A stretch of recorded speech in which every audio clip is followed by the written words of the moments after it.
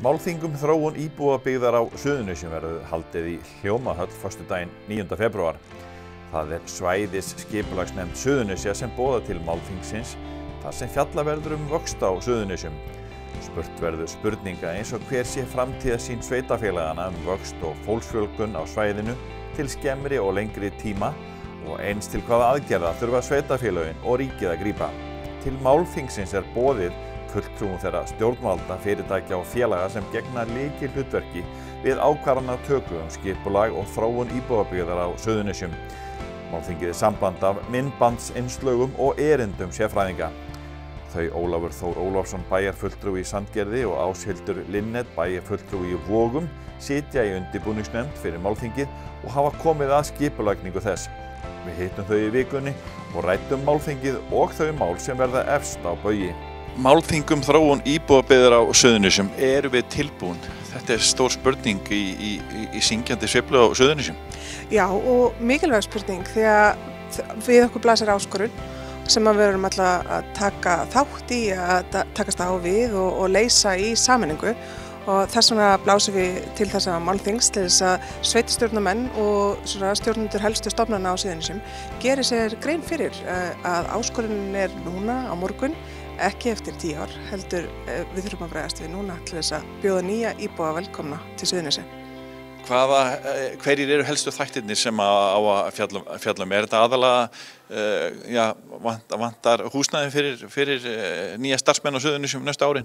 Já, það vantar húsnæði og öll sveitarfélögin þurfa að taka þátt í því að ekki bara skipuleggja íbúabyggð, heldur skipuleggja þá íbúabyggð sem þarf til að svara kalli fólksins sem hingað vill koma, hvernig húsnæði vill það, hvar vill það búa, hvað vill það gera, en það þarf líka að byggja upp innviði samfélagana samhliða.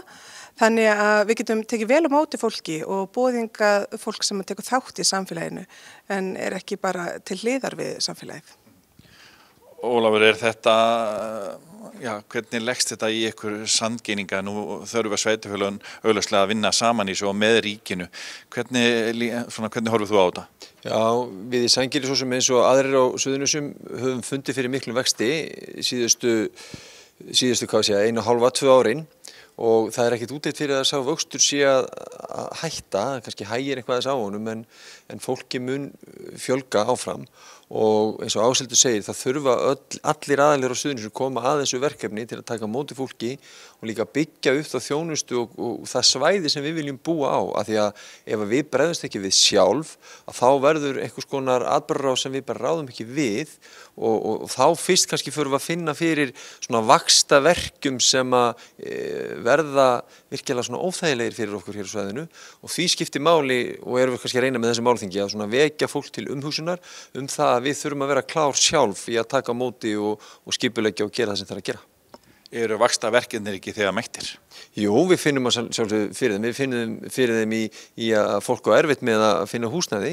Við finnum fyrir því á leigumarkaði, hvernig hann Við finnum fyrir því hvernig eftirspurnin eftir lóðum. Við finnum fyrir því hvernig sveitarfélögin eru komin á þann stað að þurfa að fjárfesta í þjónustu, í leikskólaplássi, skólaplássi og svo framvegis. Þannig vaxtarverkirnir eru og við erum að kljást við þessi og takast á við þessi verkefni en við verðum samt sem áður samtalið lykillinn á öllu og það sem við erum að reyna svona að vekja svona ná upp á næsta stig það þetta samtal verkefnið. Það mikið talað Reykjanesbæ í þessu sambandi en þið í Vogum Áshildur, það margt í gangi þar líka í þessu dæmi?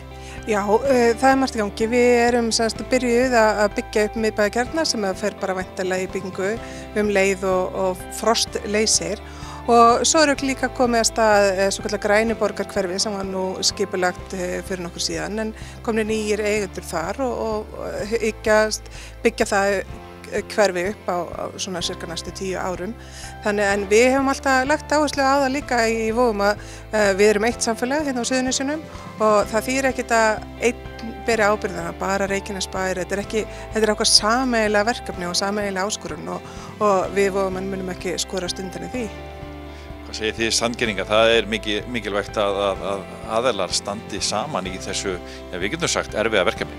Já, og það skiptir máli að við tölum saman á milli sveitarfélaganna hvernig við byggjum upp af því að við svo sem höfum dæmin frá því fyrir einhverju rúmum 10 árum þegar við vorum í kapplaupi íbúa og sveitarfélögin, ég held að við séu allir sammála það að sveitarfélögin offjárfestu á þessum tíma í götum og mannvirkjum. Kannski ákveðin svona slaki sem við höfum verið að fylla í undanfarin ár en við erum komin á þann stað aftur að það þarf aftur að fara að fjárfesta. En það skiptir máli að við gerum það ekki bara blind, heldur tölum saman í hvernig við skipuleggjum svo að húsnæði sem að byggist svari þeirri eftirspurn sem á svæðinu.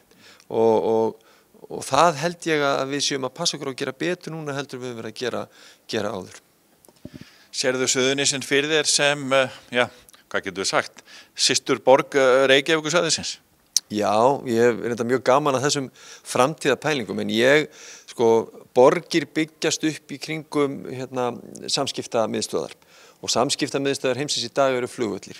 Alþjóðlegur flugvöllur í Íslandi, hann hér á Suðurnesjum. Þannig já, ég sé það að uppvöxturinn og svona næsta borg sem muni byggjast upp á Íslandi verði hér á þessu svæði á einhverjum tugum ára í framtíðinni eða hundruðum, ég veit ekki hversu hratt það gerist, en já, þetta svæði á eftir að þéttast til muna og fjölga mjög mikið á þessu svæði. Og þau skref sem við tökum í dag skipta mjög miklu máli upp á hvernig sú þróun verður svo til framtíðar, þess vegna skiptir máli að vanda sig. Og svolítið sérðu, einhver svona draumsýn sem þú vilt sjá eftir þetta málþing, einhver nokkur lykilorð? Já, ég vil að menn bara hefjist handa strax við að takast á við verkefnið og að þeir fái íbúana með og að við hlustum á aukinn fjölda innflytjenda sem að hingað kemur, sem mun verða hluti af þeim sem að flytja hingað og spyrjum þau hvernig viljið þið byggja upp með okkur samfélag, þannig að við séum öll saman í þessu. Þetta ekki aðeins flokknara af því að núna verið að byggja þessa miklu aukningu á næstu árum spáð, jafnvel áratugum á útlendingum?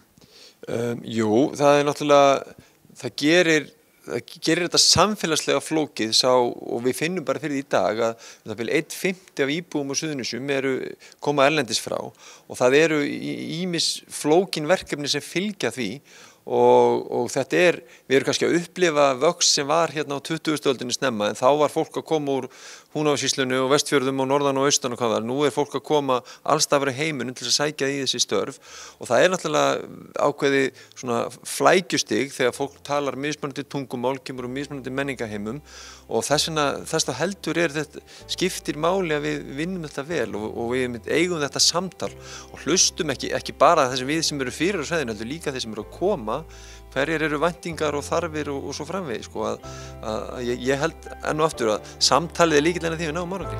Suðurnesja fyrirtæki í fremstu röð.